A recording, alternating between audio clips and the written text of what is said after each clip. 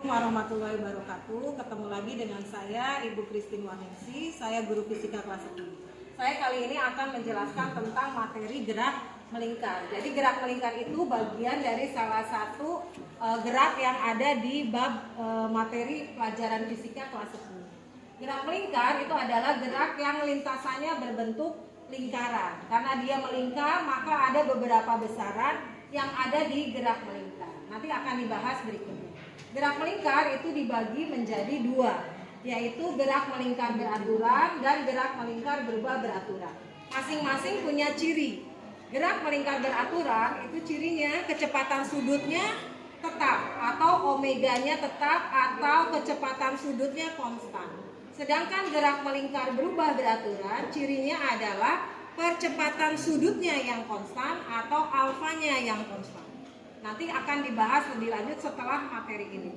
Ibu akan menjelaskan besaran-besaran dulu yang ada di gerak melingkar. Ini adalah periode dan frekuensi. Ini dua besaran dasar yang harus kalian pahami di gerak melingkar. Ini sudah dibahas di SMP. Jadi periode itu waktu yang diperlukan untuk menempuh satu putaran. Ini satuannya second karena waktu yang dibutuhkan atau yang kita amati untuk menempuh satu putaran.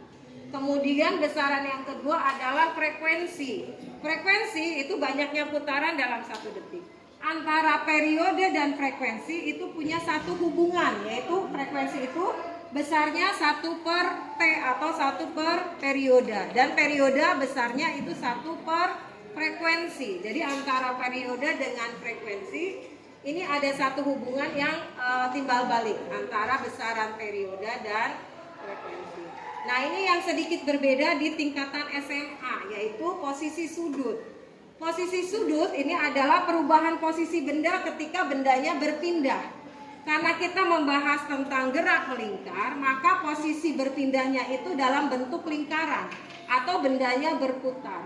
Contoh misalkan di gambar ini, posisi A ini adalah posisi awal sebuah benda ketika bergerak melingkar dalam satu lingkaran berjari-jari R.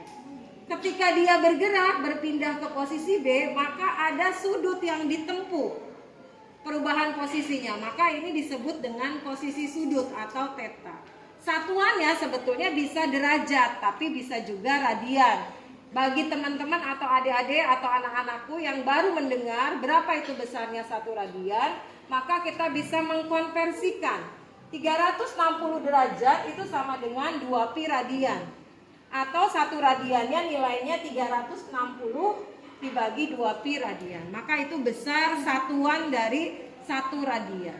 Hubungannya dengan derajat ya, yang biasanya kita tahu bahwa sudut itu biasanya menggunakan derajat. Kemudian besaran yang keempat yaitu kecepatan sudut. Kecepatan sudut ini punya simbol omega, satuannya radian per sekon. Definisinya adalah perubahan posisi sudut dalam selang waktu tertentu. Jadi jika kita ingin mengetahui berapa besarnya kecepatan sudut, kita bisa mengetahui dari perubahan posisi dibagi dengan perubahan waktu.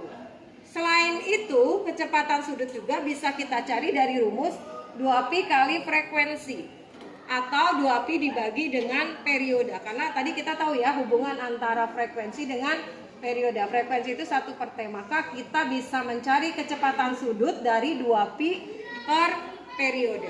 Ini kecepatan sudut ya. Jadi kecepatan sudut bisa dicari dari berbagai rumus. Bisa dari perubahan posisi dibagi dengan perubahan waktu, atau 2pi dikali frekuensi, atau 2pi dibagi periode.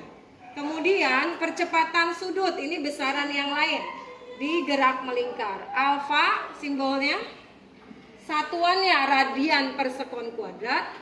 Definisinya, dari definisinya percepatan sudut itu bisa kita cari dari perubahan kecepatan sudut dalam waktu tertentu, atau alfa sama dengan delta omega per delta t. Sebetulnya dari sini bisa dikembangkan ya, omeganya bisa kita rubah, maka bisa kita dapat alfa atau percepatan sudut.